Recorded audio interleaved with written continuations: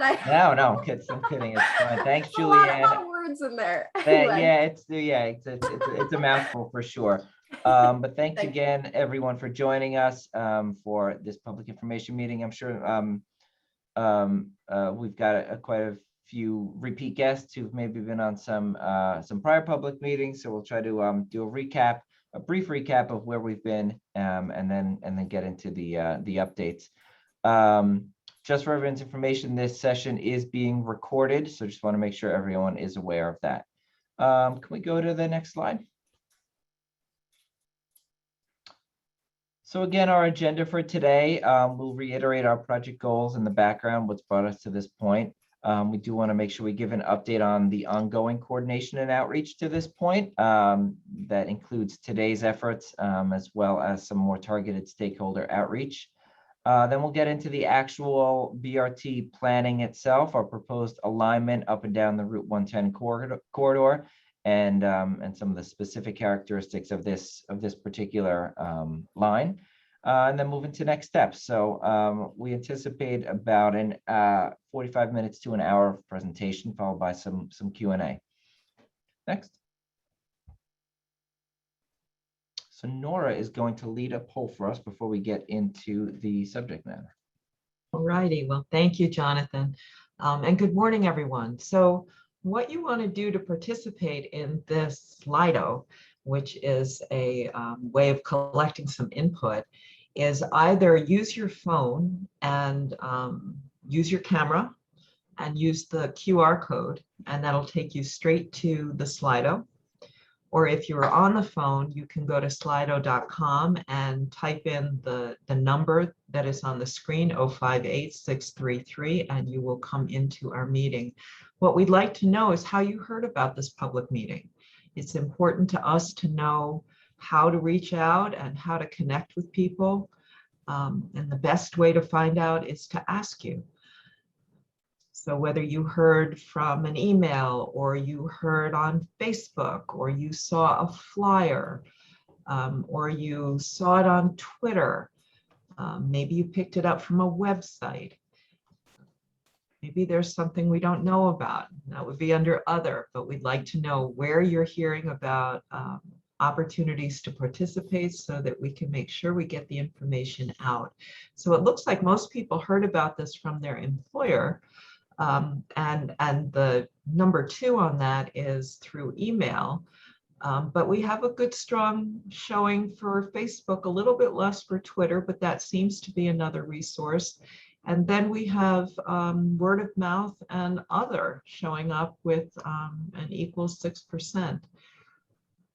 So if there are no other inputs, I think that I can turn this back, and I thank you very much for contributing that to our conversation.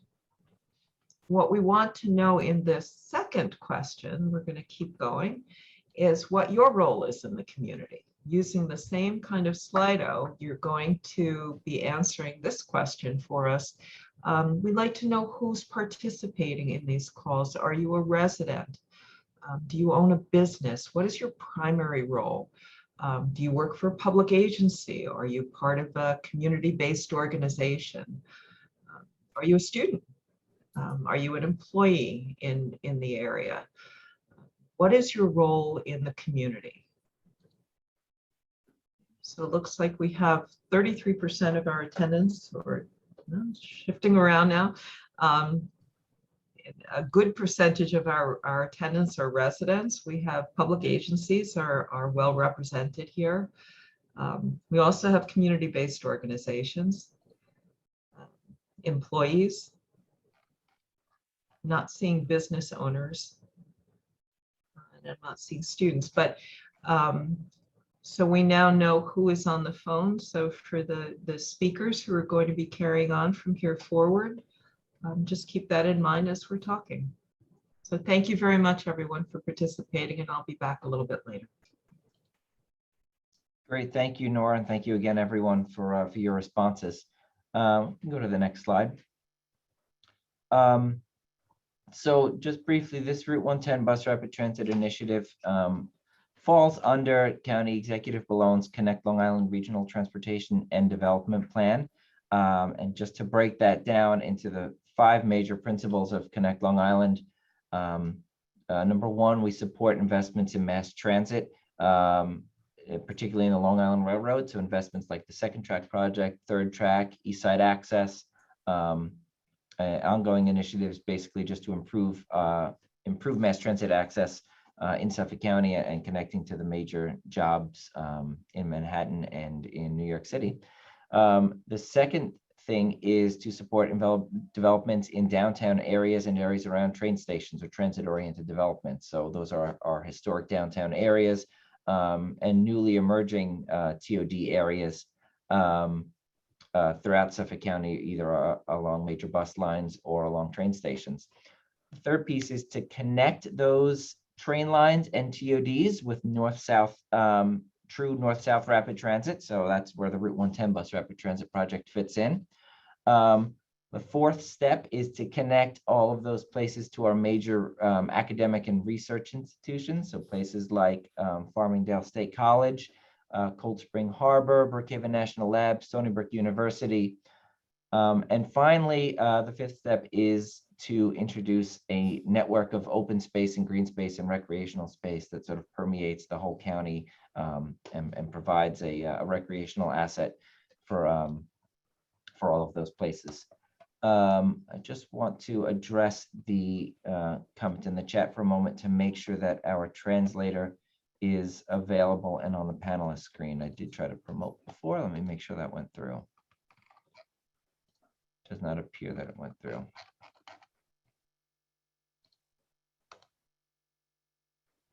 Okay, so Carolina, that should work now. Apologize, I tried to do it before, it must not have gone through.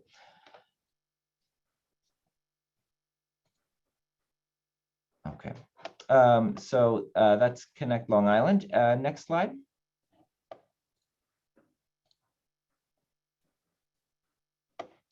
So our project goals, so again, we've spoken about these before.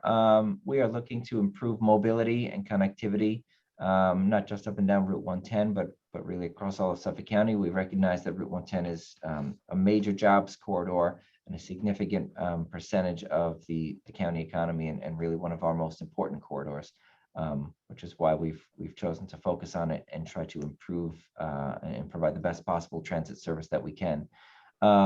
We want to do that while maximizing our cost and operational effectiveness, which is one of the reasons that the bus mode emerged from an earlier alternatives analysis against other modes like light rail and streetcar and trolley and a whole bunch of other things. This is a cost-effective yet very efficient mode of transportation. Our goal is to enhance economic competitiveness and promote economic growth. And we want to do all this while minimizing any adverse environmental impacts, as is our mandate and our goal, both through NEPA and SECRA regulations. Next. So just a reminder for anyone who's not familiar with what BRT is, in a nutshell, think capacity and speed of a train with the lower cost and simplicity of a bus. So we try to replicate all of the things that make people feel comfortable and certain when using a light rail or a subway type system, the certainty of where it's going, when it's going to arrive, how quickly it's going to get you there. We do that through treatments such as vehicles with multiple doors that allow boarding and alighting to happen more quickly and reduce the dwell time at stations. We have the buses that are uniquely branded and easily identified to have them stand out and just to enhance the overall ridership experience. Modern and safe, well-lit, comfortable stations. Real-time bus location. We know that just knowing that a bus is going to arrive in 6 minutes makes someone feel a whole lot better about their trip than just standing out there in the void, not knowing whether or not their vehicle is on its way. We also do physical improvements that actually do increase the speed of the trip up and down the corridor. So we do that through things like dedicated bus lanes that allow buses to bypass ordinary traffic. We also, and we'll talk about this a little bit later, introduce some treatments at intersections things like traffic signal priority and queue jumps that basically just give the bus a little bit of an edge over single occupancy vehicles. And we do this because we recognize that a bus is carrying a lot of people, and we want to prioritize this very efficient mode of transit, and sort of balance the equation a little bit for people who are on the bus compared to people who might be in their cars. Finally, in terms of operational characteristics, we'll have things like more frequent service with longer hours and fewer stops. Ticketing, and we've already begun to introduce this throughout our Suffolk County transit system. We'll have options for prepaid boarding and electronic passes so that you're not standing, swiping a card or dropping feeding money into a slot that really can take up a significant percentage of the overall travel time. So all of these elements, each one of them starts to chip away at the common sources of delay on any particular transit trip, whether it's waiting for the bus to arrive, getting on and off the bus, or the actual travel time stuck in traffic. We're taking approaches to address each one of those sources of delay. Of course, we want the buses to be comfortable and convenient and really feel like a great ridership experience as well. So thus far in this project, we've identified an alignment, or basically what we commonly think of as like the map or the route of the bus. We've identified station locations, and we have preliminary station and roadway designs up and down the corridor. Our traffic analysis and environmental review is ongoing, as is our coordination with State DOT Region 10 regarding roadway improvements. It is their road. We're just using it. We have also identified new mobility options and potential alternative transportation modes that could help connect and expand the reach of Route 110. We know that we have a lot of major employers on Route 110, but we also have a lot just off of Route 110, whether it's Pine Lawn Road or Old Walt Whitman Road. So we really want to be able to extend our reach to hit as many employers as possible and as many places of employment as possible. And finally, our public and stakeholder outreach, which today, of course, is part of that process. And looking ahead, we are anticipating wrapping up preliminary engineering and environmental review in the next several months and moving into final design over the next 2 years.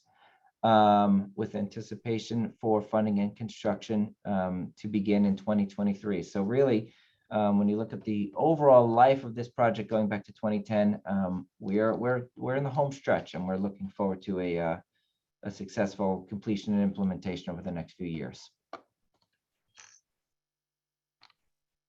With that, I'm going to turn it over to Chris D'Antonio on our project team. Thank you, Jonathan. Hi, folks. I'm Christopher D'Antonio. I am a planner with the Department of Economic Development and Planning at the county, and I'm also the county's project manager for the Route 110 BRT project development. I'm just going to do a summation of our ongoing coordination and outreach we've conducted over the course of project development. So just to kind of give you an idea of who we've spoken to over the course of this phase of the project, we've gone to speak with the general public, bus riders themselves, our county legislators, our partner agencies, certainly essential, New York State Department of Transportation, the Federal Transit Administration, other transit agencies like Long Island Railroad, NICE, Hart Bus, Nassau County for some discussions about connections near the Amityville train station and also Sunrise Mall. Farmingdale State College and Huntington Hospital as critical entities along the Route 110 BRT corridor. Of course, our municipalities along the corridor, towns and villages, and then the technical advisory committee that we've convened, many of which are attending this meeting today. Next slide, please. So back in fall 2020, really toward the beginning of project development, we conducted a Metropress survey online where we sought input from the general public, on what the transportation priorities and what the experience of commuting along Route 110, and then what the preferred features of our, BRT that we're designing here would be. And we fortunately had, a good number of participants at about 173, and some quality input as well. Next slide, please. So you can see here among our survey results that what kind of rose to the top in prominence, among the survey participants were more frequent service along the route and longer hours of service. Although there were healthy, numbers of folk who also valued pedestrian infrastructure, transit signal priority, bike infrastructure, dedicated bus lane, enhanced station features, and electric buses. Next slide, please.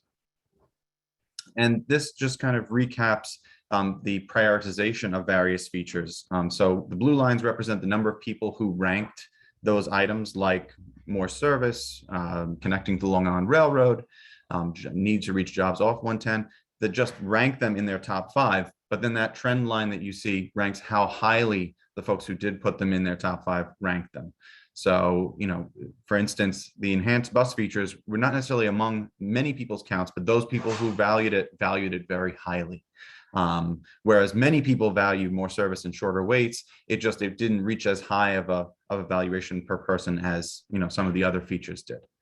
Next slide, please. So these are some of the concerns we heard over the course of the survey process and our multiple public really, this is our second public information meeting, and then we also had several technical advisory committee meetings. And things that we heard about were consistent updates about the planning and implementation of the project, whether the bus rapid transit project would be eco-friendly, that there'd be substantial stations at stops to provide shelter from the elements, whether or not it would have an impact on traffic congestion, and how the BRT project would integrate itself in terms of its fare system with other transit systems in the area. Next slide, please. And then some of the interests we heard were, of course, frequency of service. How long am I going to have to wait to catch a bus, on this proposed BRT service? And what locations will the BRT serve along the corridor? Which has been an ongoing conversation with us, and it's still something that we're consistently thinking about as a team. Upgrades to the service, what kind of upgrades will be built in, and then upgrades to existing bike infrastructure and bike storage to partner with the service. Next slide, please. And so now I'll hand it back over to Nora to go with our next interactive question.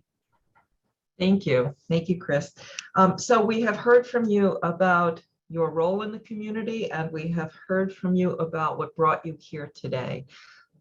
What we would now like to hear from you about is how your transportation choices may have changed because of COVID. Did you make different decisions about how you travel because of COVID? Are you now driving more? Are you driving less? Are you using the train more? Are you using the train less? Are you choosing to bicycle, or are you walking? Are you driving more than you were driving before? Are you driving less than you were driving before? How about the bus? Are you taking the bus more frequently, or are you taking it less frequently? People made different adaptations because of COVID-19, and for transportation planning, it's terribly important to understand how something like COVID-19 that was so pervasive has made a change in how people decide to get from point A to point B. So we're seeing people are using the train less, they're bicycling and walking more. They're driving more, but they're also driving less. So we have a pretty good balance going there. But we do see that people are walking and biking more. So that's an interesting outcome of this. Okay, and as we go forward, we're going to go a little deeper in some of our questions. So keep paying attention and keep getting ready to click it in. Okay, thank you. Thank you for that one. We can go on. All right, good morning, everyone. Thank you, Nora. My name is Matt Cunningham. I'm with the WSP, the lead consultant for the project, transportation planner and project manager for this particular project on the consulting side. So next we're going to walk through a little bit of the BRT kind of alignments and characteristics and what what we're proposing. Our hope is that the input that Chris reviewed earlier that was received from all of you and other stakeholders and members of the public will be reflected in what we're about to walk through, as well as the inputs that we gained from various engineering and data analysis to kind of all come together to create what we are proposing to move forward with. So with that, we'll take a look at the next slide. Thank you. So we're proposing two different routes to serve the corridor. It's a 16-mile long corridor, which is quite lengthy, traveling from Amityville, Long Island Railroad stop in the south, all the way up to Huntington Hospital in the north. As some of you may recall from the original alternatives analysis, the northern terminus was Walt Whitman Shops coming out of that. But through the process in project development, it's been decided to extend that up to Huntington Hospital. There's quite a few key destinations to serve in that direction, so we wanted to make sure that we did that. And this two-route approach will help us we think, most efficiently serve all of these destinations on such a long corridor. I'll note that the S1 will continue to operate along the same route that it does today. It will be a bit less frequently, but will help to serve all of the local stops in between the BRT stations. Go to the next slide, please. So here we can see the route and stops in just a bit more detail. We have 20 stops all along the corridor, many of which are connecting to other local bus routes, helping to tie the sort of bus and transit network in the western part of Suffolk County together, really kind of stitch things together, as well as connecting with the three Long Island Railroad branches crossing the island at this point.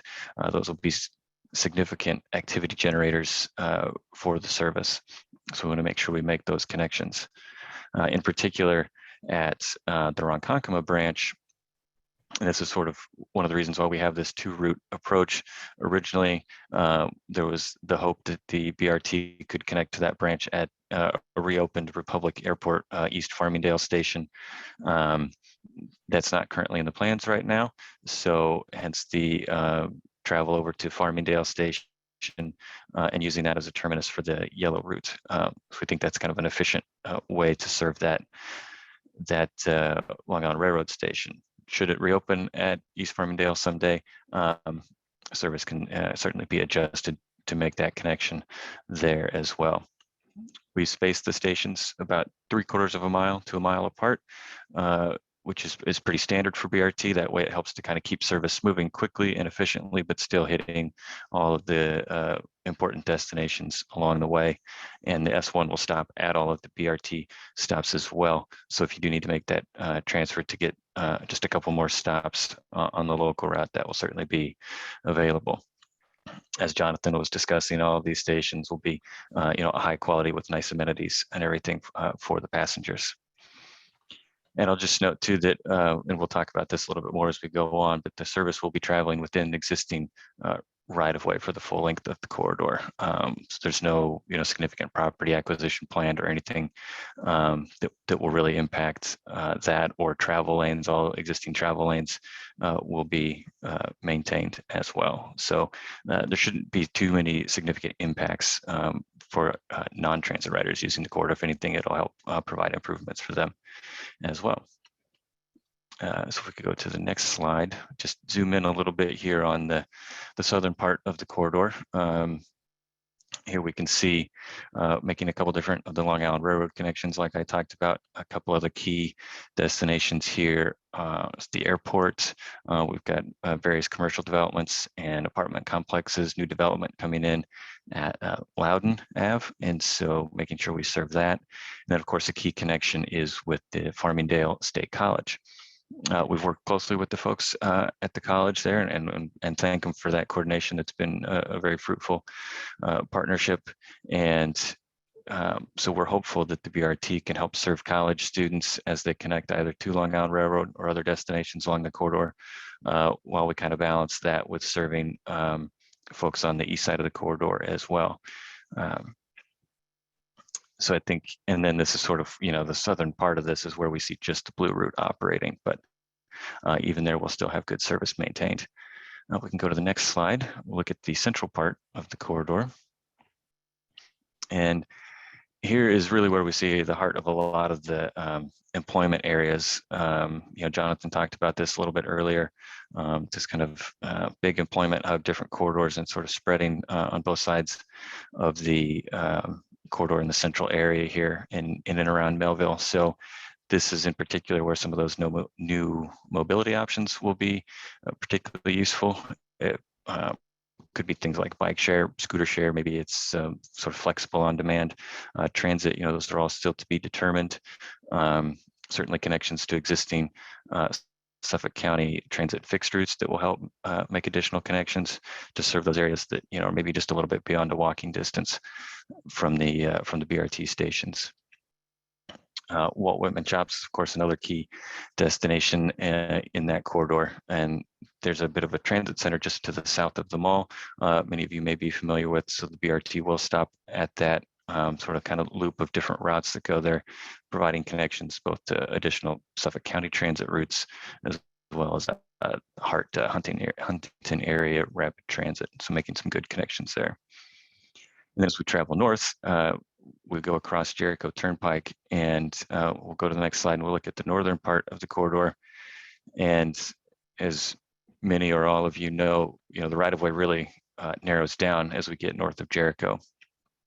So it will be a little bit more congested in this part of the corridor. It does present some challenges, but given the amount of key destinations that we have up here, we really wanted it to travel through here to serve Huntington Long Island Railroad Station, commercial in and around like West Hills Road and that stretch, that big H, and then especially Huntington Hospital and downtown Huntington. We've worked well with Huntington Hospital, coordinating closely with them on siting a stop just almost right at their front door on the road there. That will really be a great benefit, I think, to folks coming to and from the medical facilities at that location. And then also working closely with MTA to make sure we site our BRT stop as close as we can at the Long Island Railroad Station, so that this way we won't have passengers having to cross busy streets or anything like that, and make a nice seamless connection to the railroad. And I should say we're doing that at the other railroad stops as well. If we can go to the next slide, please. Thank you.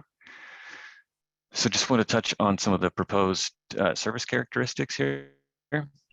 The frequency is a key thing. We heard that in the public input, that really matters to folks. And so we really wanted to make sure we were providing a very regular service.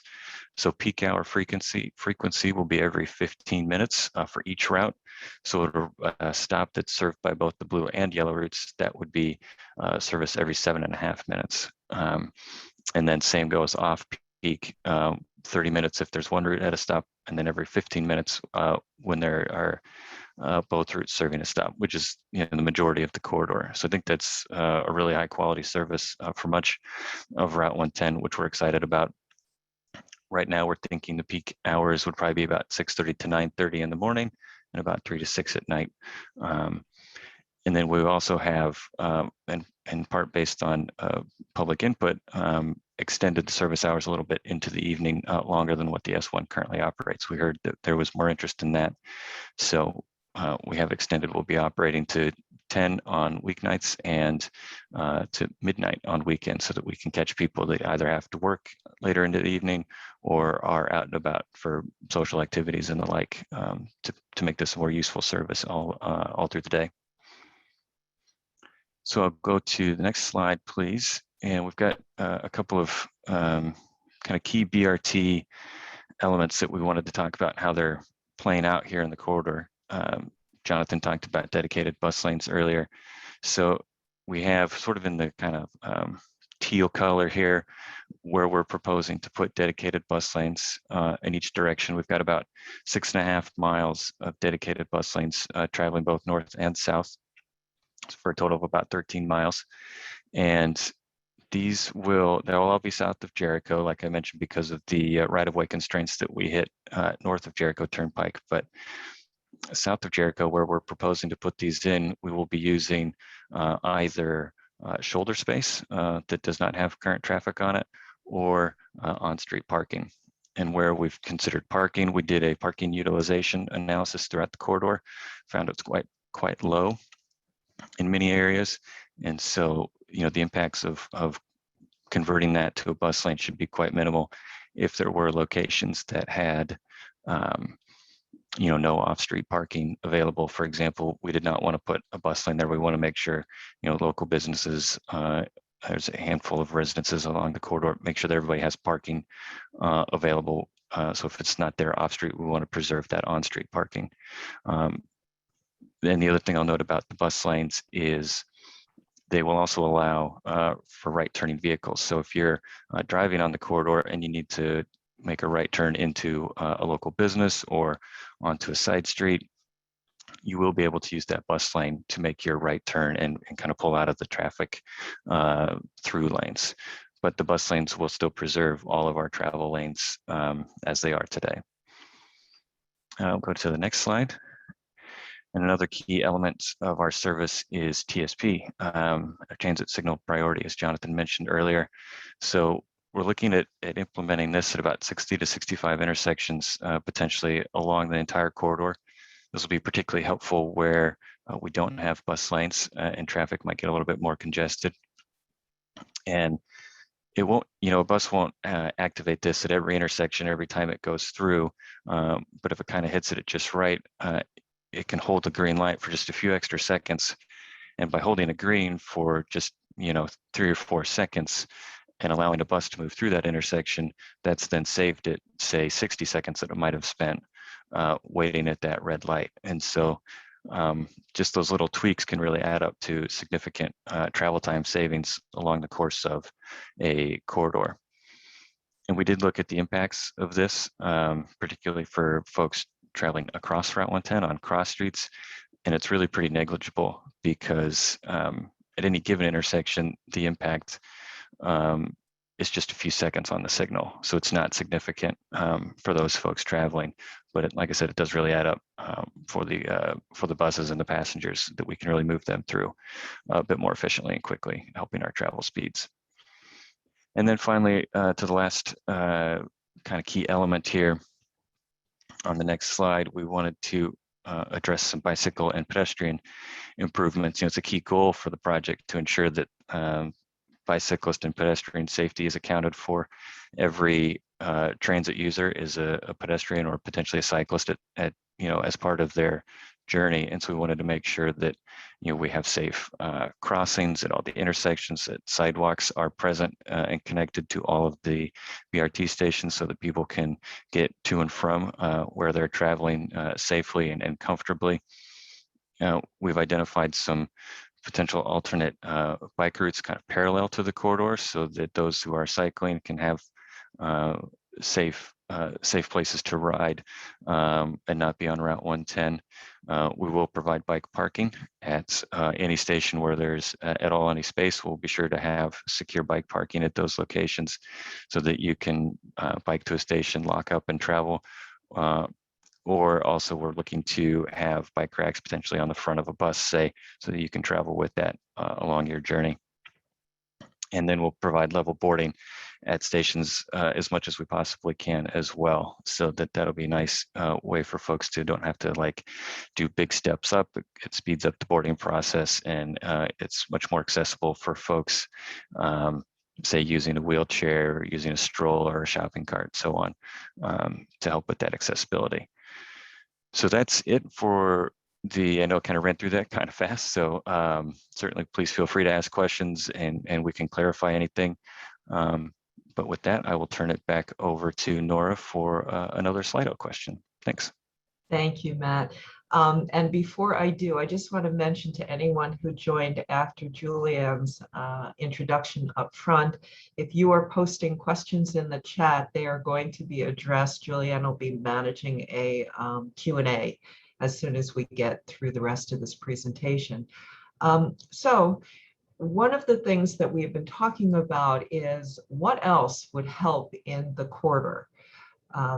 In this poll, we'd like to know from you, what other transportation improvements would you want to see in the Route 110 corridor? And I do think that in the chat, there were some mentions of things from people. There were some things about bike lanes that was of interest, and some other topics. So this is something that we'd like you to just open your mind up a little bit and think about what else could be in that corridor. What else would help move things along? And again, you can use the QR code by using your phone, or you can go to slido.com and go to 058633. And I'm going to say, I'm going to pull some things out of here.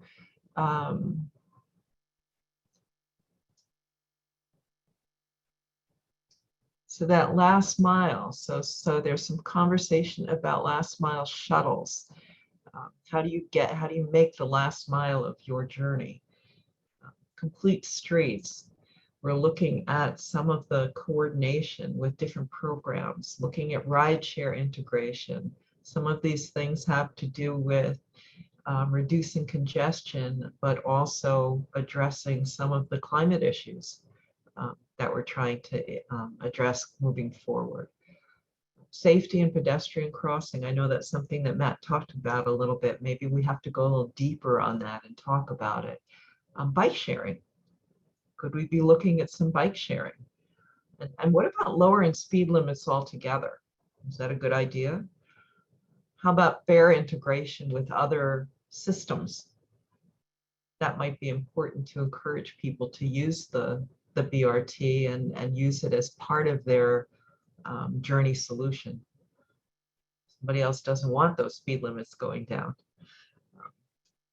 There's always two sides of the coin, right? As one moves forward. Free transfers. So transfers in between systems or in between services. What else? How about prioritizing traffic lights all the way through? Would that be a useful thing to do? There we go. Okay, speed cameras. Oh, we really don't want those speed limits lowered. Just saying it again. Anything else that we want to kick in here? Anything from the cyclists? I know we have a cyclist. Anything different for a scooter rider than a cyclist? Bus-mounted lane enforcement cameras. So there's some concern about once you do all of this, how are you going to enforce? How are you going to keep everybody following the new patterns and the new approaches and the new rules of the road? Okay, so I think we got a good contribution here, and I appreciate that. We can move forward.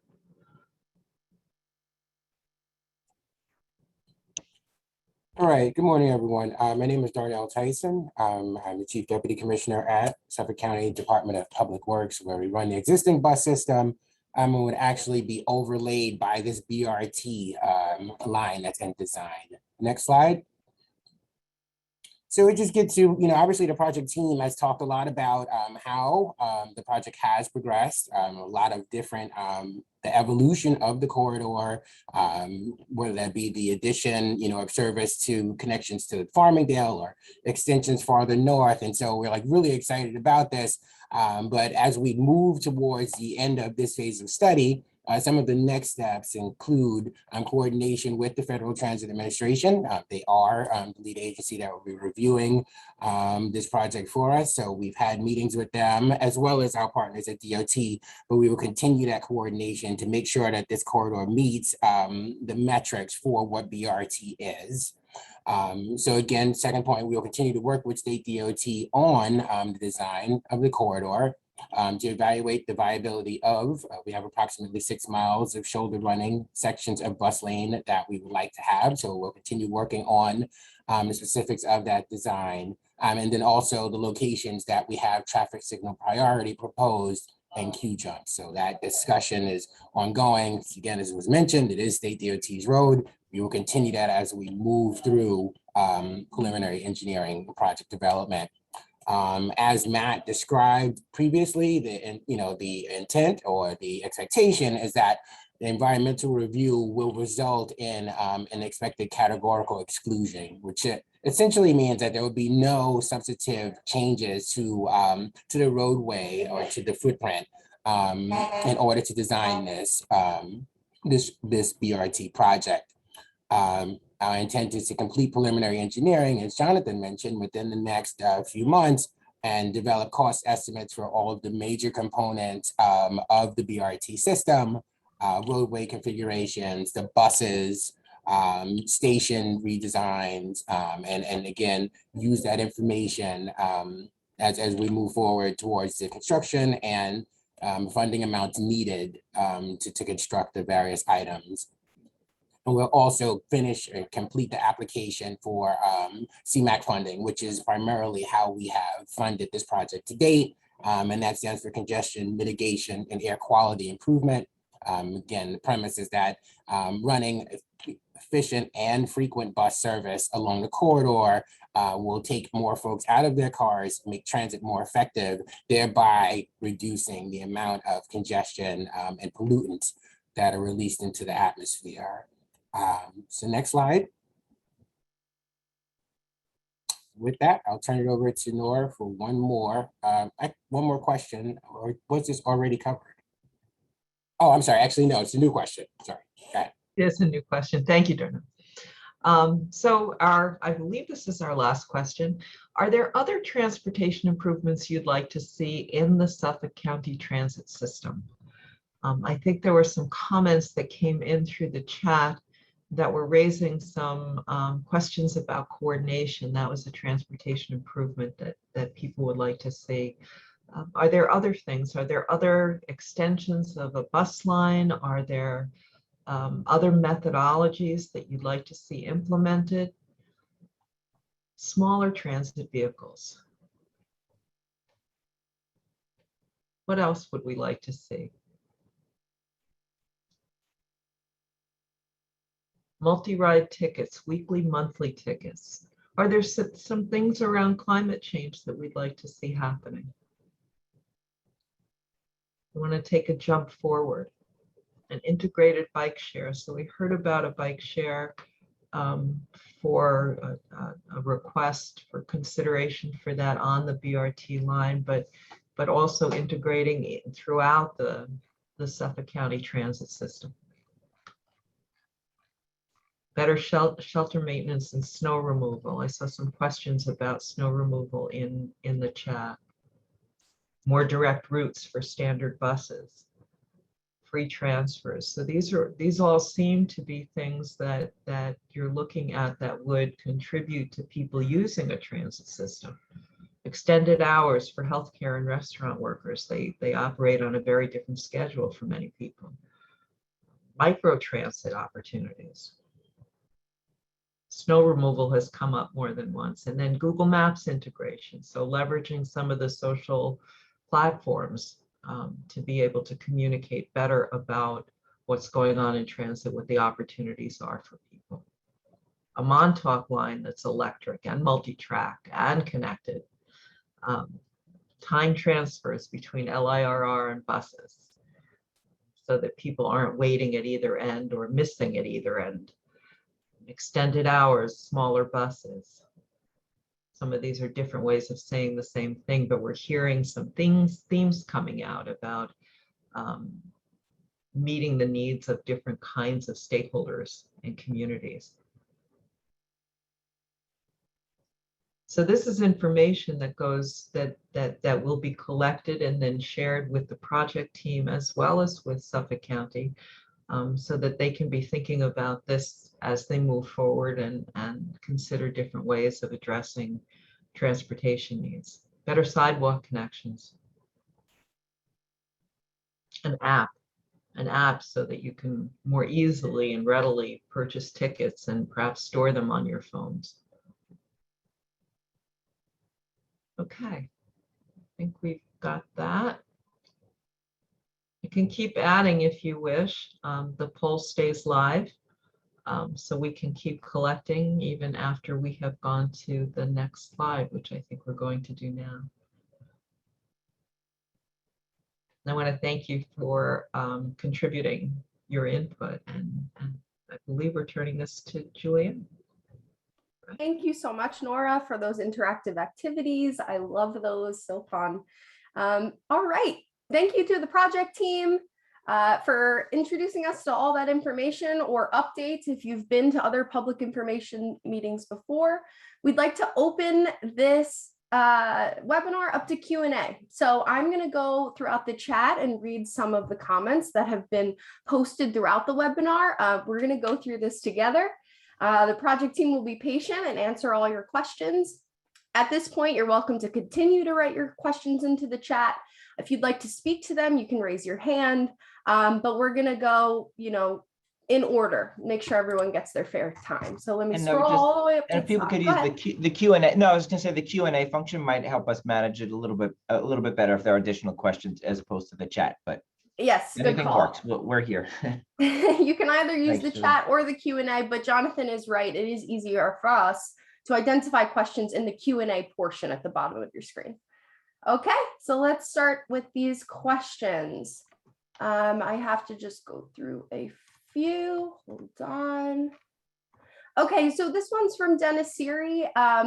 Christopher acknowledged this, but I just want to mention that, Dennis Siri asked, why isn't going all the way to Amityville LIRR, which is where it's supposed to terminate. Chris confirmed that it was just a clipped image, and the blue route is still planned to terminate all the way south at the Amityville LIRR station. Okay, let's see. If S1 BRT is approved, I would love NiceBus to restore N19, N54, N55 to Amityville Station and N72 back to Babylon. Thank you, Yuki. Yeah, I mean, as you know, we don't operate NiceBus, but we do speak with them and certainly acknowledge the suggestion and input and recognize the interaction of what we're doing on Route 110 with the connections with NiceBus. It is a conversation we've been having. I don't know if anyone else has anything to add to that from our team, but thank you. Okay, thank you. Next question is from Nancy. Will it be possible to get a copy of this presentation emailed to us? So we're recording this webinar right now. It will be posted to YouTube, and then the YouTube link and the video will be on our Connect Long Island /Route 110 website. In addition, since there has been so many requests, I will send out an email to all the participants today, including the link to the YouTube webinar, which we will post. So I will make sure to do that. Don't worry about that. Okay, next question is from Brett. I believe this was regarding the public survey that we put out regarding the Route 110 BRT. It says, so statistically insignificant sample of people responded to the survey as driving policy. I do want to reiterate for everyone on this webinar to follow Suffolk County Economic Development and Planning Facebook, Twitter, as well as any Suffolk County Facebook page, Department of Public Works. These things are posted online all the time.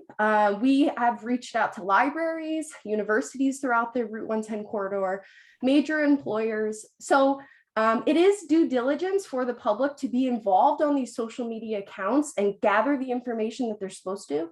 But in this sense, yes, every individual is important in Suffolk County. So we will listen to one person or we will listen to an entire group of individuals. So just make sure you're aligned with the information we're putting out. You can be in contact with your libraries. You can be in contact on Facebook. You can message us, whatever it needs to do. But yes, we did base our policy off of the group that did submit their survey. But the project team, please jump in. Yeah, no, just to clarify too, I don't know that I would use the phrase that it's driving policy. I mean, we do these things so we can take the temperature of people who are in the room and who are participating and try to understand as best we can whether there are things that we might be missing. As Julianne said, this isn't the only public outreach we've done, and the interactive polls and here are meant to keep people engaged. And as I said, to get an idea of what we may not be thinking of. But as Julianne said, we've spoken to stakeholders and major employers up and down the corridor. We have a technical advisory committee that we've met with over the course of this project. So again, the input and the decisions are not exclusively based on the interactive polls in today's, although that is a component of the outreach and input process. On top of that, I'd like to encourage everyone to get involved with their community groups, their civil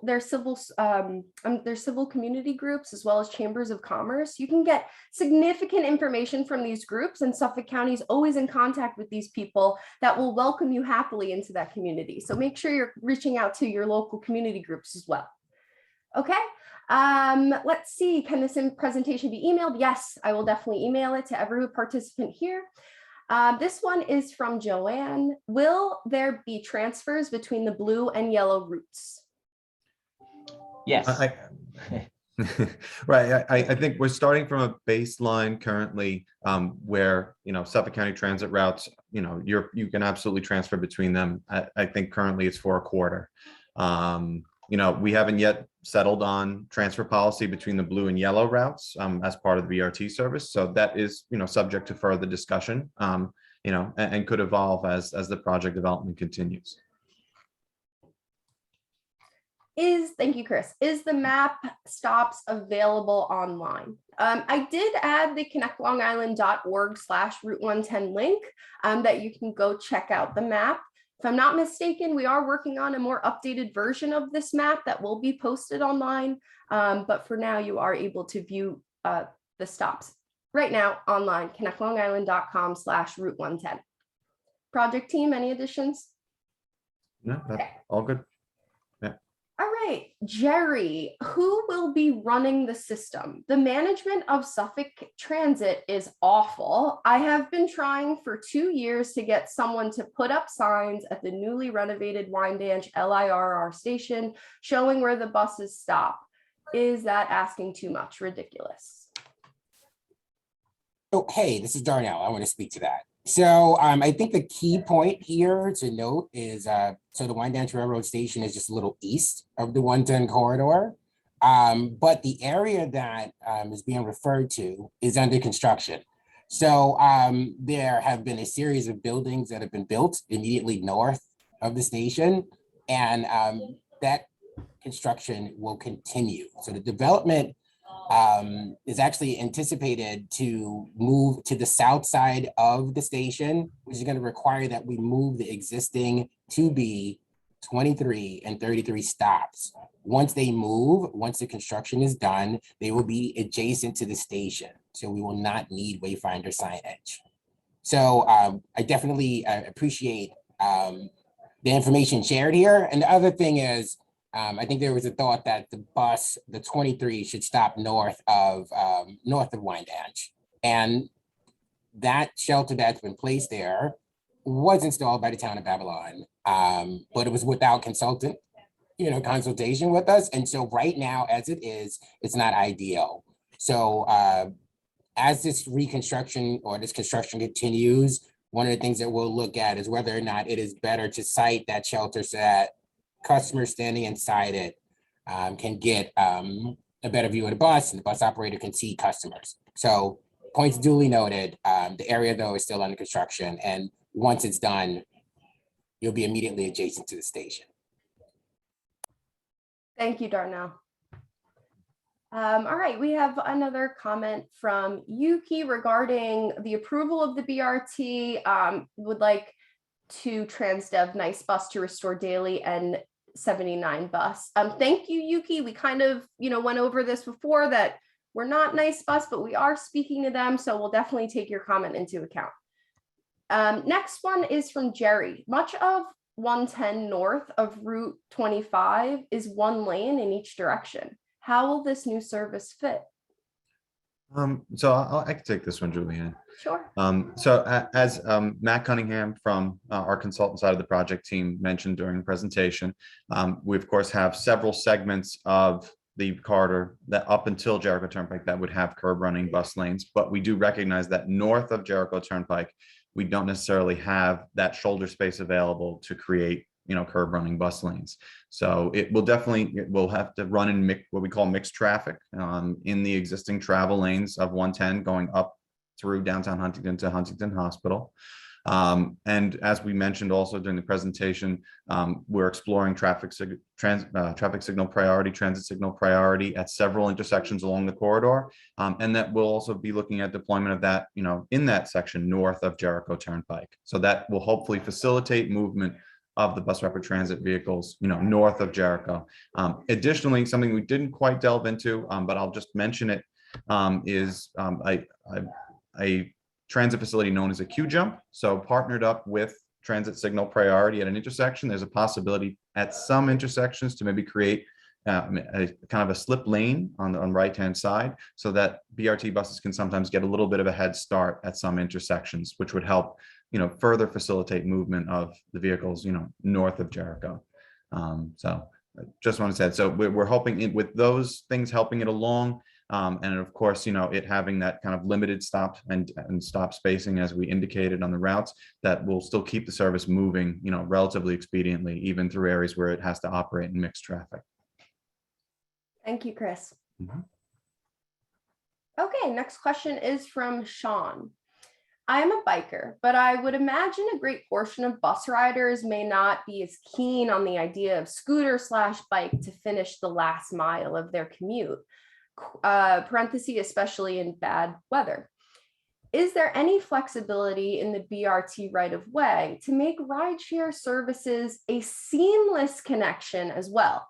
Just like LIRR stations are implementing drop-off locations, or the ridership numbers of BRT, or are the ridership numbers of BRT not going to be significant, sufficient for the public works project required?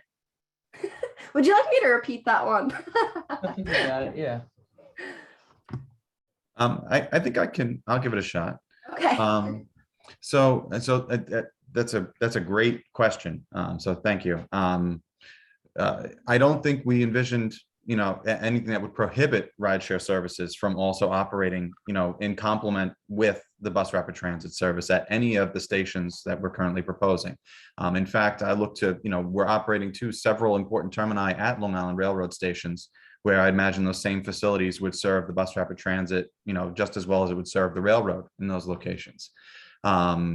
And of course, virtually all of our proposed bus rapid transit stations are operating at major intersections along the corridor. So there's always a cross street available nearby. So even if it's not necessarily an instance where rideshare could partner up, at or near the station on the same street, it would be only a short distance away that someone could pick it up, and could make use of those services relatively seamlessly between one another. So certainly see a future where these two services can work in tandem with each other, and we can leverage rideshare, to further benefit, the folks who are going to be riding this bus rapid transit service. Thank you. Mhm. Okay, next question, comment. Between the two routes, there will be a bus every 7 minutes going north-south. Prioritizing the traffic lights will delay all east-west traffic on roads like Conklin and Melville Road, where cars are passing across or turning into 110. A 4-second delay will still reset the traffic light and start the cycle again. It is not 4-second delay for east-west traffic. I think for this question, we'll probably turn it to Matt and or Frank on our consultant side of our project team. I guess I can take it, Matt, if you want. That would be great. Thank you, Frank. Yep. So we looked at every signalized intersection to see which ones may be candidates for traffic transit signal priority. Ones like Conklin Street, where they have heavy east-west volume, probably is not a good candidate. A couple other ones that come to mind is on Pinewell Road and so forth. However, where there is a transit signal priority allowed, that 4-second delay really just shortens that approach phase 4 seconds. So if the approach normally gets 20 seconds during TSP, it would only get 16 seconds. But that delay does not become cumulative, it's just for that particular cycle. All right, thank you, Frank. Thank you, Frank. Okay, next comment from Jerry. The New York State DOT, Department of Transportation, plows in the bus shelters on 110 when it snows. More of a comment, Noted, yeah. so we'll note that. Thank you, Jerry. Next question from Brett. What is the volume of bus riders on Route 110 that there is a huge need for this? Hey, this is Darnell. I guess I'll speak to that. So the S1 right now is currently, I believe, the second busiest bus route in the county, right behind the S92. So we think that it's a prime example of a bus route that we would, for Suffolk County standards, that we would upgrade to this service. Current ridership, I'm going to say is, well, in 2018, it was approximately 420,000 customers a year. And then for 2021, obviously, we know everything has changed because of COVID. So at least, so ridership levels have all decreased. I think we had for the first 5 months of 2021, about 79,000 customers. So again, heavy ridership route for us, and certainly one well poised, we think, for upgrades to BRT. Definitely significant. Thank you, Darnell. Okay, next comment. Is it your belief that the buses will lighten traffic on 110? GPS will direct cars back to 110 as soon as traffic lessens. Yeah, I could speak to that one. So I think basically the concept that you're referring to here is induced demand, and I think we totally agree. As soon as a void in capacity is created, that will normalize. However, if we've got if that's happening because a certain percentage of people are making the switch from a single occupancy vehicle to a bus, then we're getting more people. More people are using the corridor at the end of the day, and we're getting more people through any given point because now a greater share are being used on the bus. There's always going to be that tension between how we convince people to leave their vehicle, their private car behind and get on a bus. And I know that some questions coming up later on, we'll probably speak to that a little bit more. But I at least would say we're certainly mindful of any reduction in the time cost of traveling will make it that much more attractive to take a single occupancy vehicle. If that is was not the direction you were thinking in the question, then I apologize, but I take it that to be your meaning. There's a second part to this question if you want to continue, Jonathan. It says buses that run on 110 currently are always empty. What do you think? Why do you think there will be heavy ridership? Sure. Just to reiterate Darnell's points, it is our second most heavily ridden line in the county. I don't know if perhaps that perception is just based on the past year or so, where numbers have been down. But I think when we look at everything that Route 110 has in terms of access to jobs and major destinations, this really emerges as a logical place. Thank you. Next question. Is there a time frame that this will be started? So we anticipate final design to be concluded at the end of 2023. And then our goal would be for an implementation around 2025 to have buses running in this new system. Thank you. Who is your targeted user? Do you expect homeowners with cars to use the service? Yeah, sort of on the same theme. I totally get the question. I mean, I think for us, one of the ways we like to think about transit planning here is in terms of usefulness. And the way we measure that is if someone wants to take a trip and they take out their phone and they run a trip planning app to see how long it's going to take, the time that comes back to them is something that is reasonable. And this is something that we've been looking at system-wide, where we've got 60-minute headways on a lot of our lines. So as a result, the trip for a lot of people isn't reasonable. Again, we know we're competing with people who own private vehicles and the choices that they have in front of them. Our goal with frequent headways and fast service, is that when people look to take a trip, they see that it is a reasonable, useful trip for them to take, and maybe they will be enticed to take the train to Amityville train station and then take the bus up to their employer, because that works out for them, either financially or in the value they place on time, for any other number of reasons that they might want to take a bus. Thank you, Jonathan. Next question. The Dolan Family Health Center, parenthesis, aligned with Huntington Hospital, will be relocating to 1572 New York Avenue in early 2023 to be closer to our patient base. Can we work this location into a stop? So I'll cover this one. We recognize we've absolutely been in conversations with the folks over at Huntington Hospital. And Robert, I know you're among that group of people. And we definitely will be reaching out to you shortly just to confirm, our analysis, surrounding the potential, for either, shifting or maintaining the current conceptual stop in that neighborhood of Huntington Station. I know it was under consideration whether to consider shifting it a little bit or maintaining it where we currently conceived of it. And we will reach out to you shortly following this meeting. Thank you, Chris. Our next question is from our good friend, Rosemary Muscali. Hi, Rosemary. Do you have any plans to encourage employers on Route 110 to provide transit incentives to their employees to encourage them to use the BRT? That's a great question. And it sort of gets to the point I was making a moment ago about the whole host of reasons people might choose to take transit. Rosemary, we'd love to work with you and your group on assisting us with that, and helping us really maybe make those connections. I don't want to put you on the spot, but if you would like to speak a little bit further to that, I can enable you to talk a little bit more about it, because I think it's an important part of the conversation.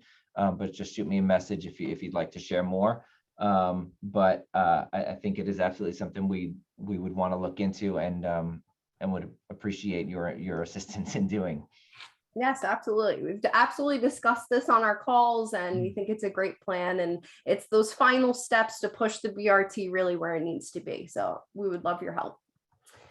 Let's see, a few more questions from Yuki. I was wondering if BRT corridor was able to use articulated bus.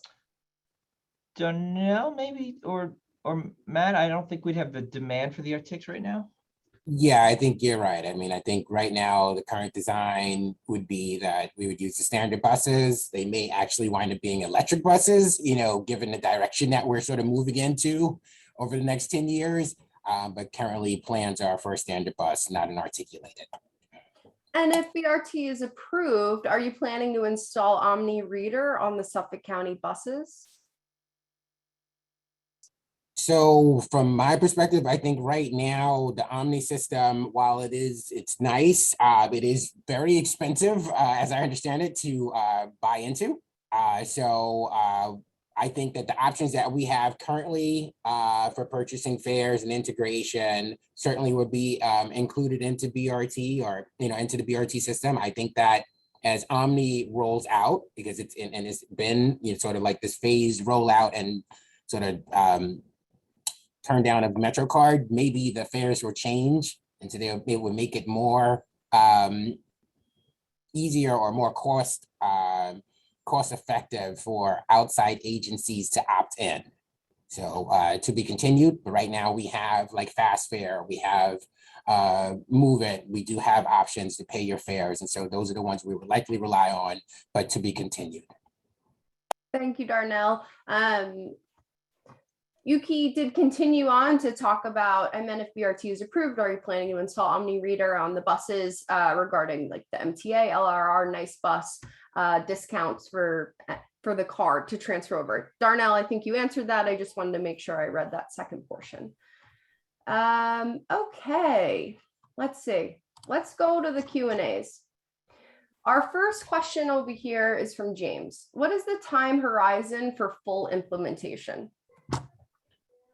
Again, so I think I spoke to this before, but final design over the next couple of years between 22 and 23, and then construction from 23 to 25 with the goal of launching by the end of 25. Thank you. Next question is from Sean. I live on the East End, and every morning I would pass 2 to 5 miles of cars in bumper to bumper traffic going east. Not at all taking away from your efforts, but how do we get these projects implemented faster? Good question.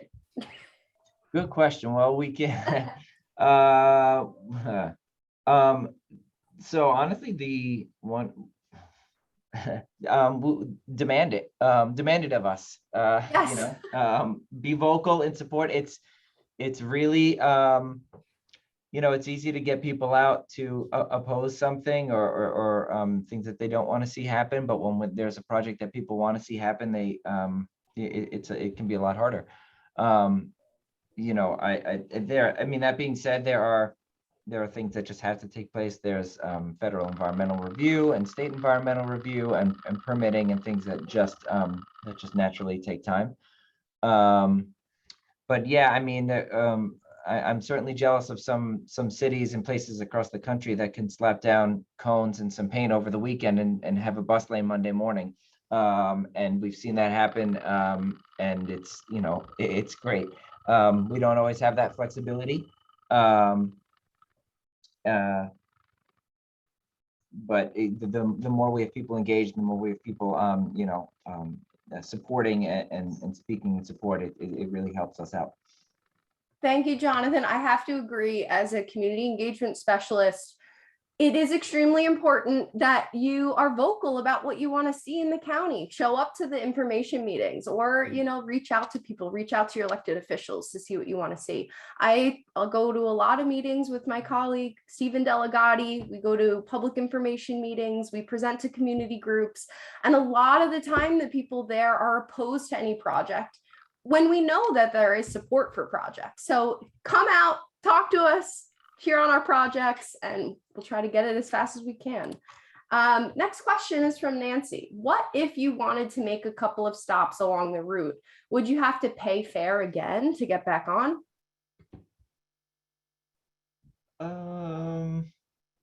Well, Darnell, I'm looking at you, address. but Yeah, I'm just thinking about this because, like, in the technical sense, right now, if a customer, say, wanted to pay using the Fast Fare app, when you make your payment, you get this indicator that shows that you've paid, but you really sort of have a timer. It's good for an hour and some odd minutes. So theoretically, a person could reuse a purchase, a fare. As long as it fits within the time limit before it expires. Yeah. Okay.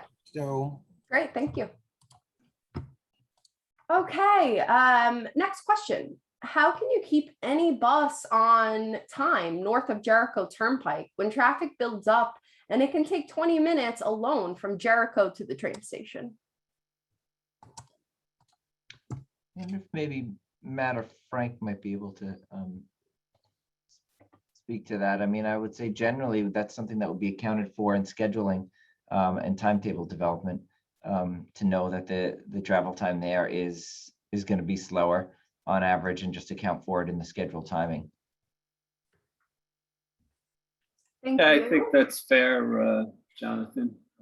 There certainly is congestion up there, and I think as Chris mentioned earlier, there's a limited amount of improvements that can be made, but certainly trying to signal priority could help in that corridor, and obviously the schedules would have to be adjusted to fit in with the time, travel time. Okay, thank you, Frank. Thank you, Jonathan. Next question. Why do you think ridership will increase to historic levels of businesses, especially around Route 110, like major employers like MSC, Canon, Henry Schein, and other companies are hybrid or work from home now? Yeah, I think no one really knows exactly what the future is going to hold. The Long Island Railroad is expecting ridership to basically return by 2025. It's something that we're keeping a close eye on. We saw a stronger bounce back on Suffolk County Transit than Long Island Railroad saw since March 2020. It's probably one of the biggest questions in all planning and transit and transportation planning right now, and certainly something that we will continue to monitor and keep an eye on. And I think only time will tell exactly how levels are going to return to the pre-pandemic levels. That being said, I think transit is one change that we do think may happen in transit, and that we'll keep a close eye on is the change in the traditional peak and off-peak travel times that we've seen with surges during peak hours and then diminished during the day and the evening hours. Some evidence already suggests that those peaks and valleys are getting smoothed out over the course of the day. And that's something that we'll keep a close eye on as well. Thank you. Okay, the next question seems a bit more of a general question than a BRT question. It is impractical to expect people to attend at all levels of local government to keep up with what is going on while having jobs and families. How do you keep up realistically? I'm going to go ahead and answer that because, to be honest, I agree with you. It's difficult. And when you're not involved in local government, it's hard to understand where to turn to. So honestly, we're attached to our phones nowadays. Following your local government on social media is one of the biggest steps you can take because that's where they're putting a lot of their information, knowing we're turning into a digital age. So follow things on Facebook and Instagram if you have social media. If you don't have social media, you can talk to your community groups, Amityville Chamber of Commerce, Amityville community groups. Like there are these community groups that where you live that you can reach out to them, sign up for newsletters. They send out emails explaining to you what's happening in the community. So definitely use social media as an outlet. Absolutely connect with your local community members. I would say visit websites. Connect Long Island is a huge, connectlongisland.org is a huge website that we use consistently to update the public, add project updates and plans and meetings. So you're welcome to always visit that website. A lot of it's digital nowadays. So hopefully we're making it easier for you to understand when these meetings are happening. But if you have suggestions about how we could better reach out to community members or individuals such as yourself, please let us know, because those are things that we're always trying to incorporate into, stakeholder engagement, community outreach, and public knowledge. So we want to be there for you. We want to educate you. Let us know. Project team, anything else? And I would just add, Julianne, I think if you register via the Eventbrite, or if not, feel free to drop us a line and let us know your email. And we can also maintain touch with you in the future on this project, and any future outreach efforts, specific, to these efforts. So we'll keep you plugged in on our end as well. Sure, absolutely. We sent over 300 emails out for this, public information meeting. It was on Eventbrite. Eventbrite also links different meetings that we have going on. So I completely agree with Chris. And again, please let us know if we can do any more to make sure you're aware of these meetings and what's going on. There's a lot going on in the chat. Let me just see okay, next question. Would be glad, okay, this is from Rosemary Jonathan, would be glad to help as well with Transit Solutions 511 rideshare. I think there's also opportunity to integrate Andy's parking stall reduction. Okay, so that's more internal. Are parking lots for the bus only going to be at train stations? So the corridor is at no short supply for parking generally at several of virtually all of the bus locations that we currently have. And while, we recognize that it's not, always falling in municipal ownership, many of those are private parking lots. We recognize that this bus rapid transit service was an opportunity to try to kind of shift the paradigm in a corridor that has a lot of potential to see ridership happen from a variety of kind of intermodal connections. So we're not as dependent here upon, ensuring that there's an independent parking lot associated with each station to ensure that we can still bolster the amount of ridership and gain the ridership numbers we're projecting. I don't know, Jonathan or Donnell, if you want to add to that as well. No, I think you summed it up well. All right, thank you, Chris. Next question is from Yuki again. Also, what happens during snow warning? Sometimes car drivers block gas stations on Route 110 while waiting to get gas. Will BRT S1 bus and NICE bus that uses Route 110 be delayed? I think weather is always a case by case basis. It'd be hard to say that we can plan for any particular weather event at this time. Yeah, and to the extent that we can, when we get information, we try to push that out using the Suffolk Transit webpage and just let folks know what the plan is for service, if it's going to be curtailed, when it will be resumed. So we'll continue to use those same models. Thank you. Comment from Rosemary, completion of third track will enable many more people to reverse peak commute from New York City. Yes, we're excited. Thanks. Okay, a great presentation. We will share this with our hunting. All right, I think that's it for the chat as well as the Q&A. If anyone has any more questions or comments, feel free to throw it up in there. I'd be happy to read them aloud for the project team to answer.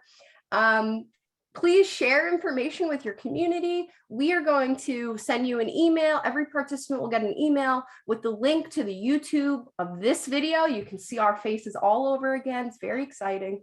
And so let us know, you can send us an email via Connect Long Island. There's an email address at the bottom stating how you would like us to do more outreach so you know when these events are happening.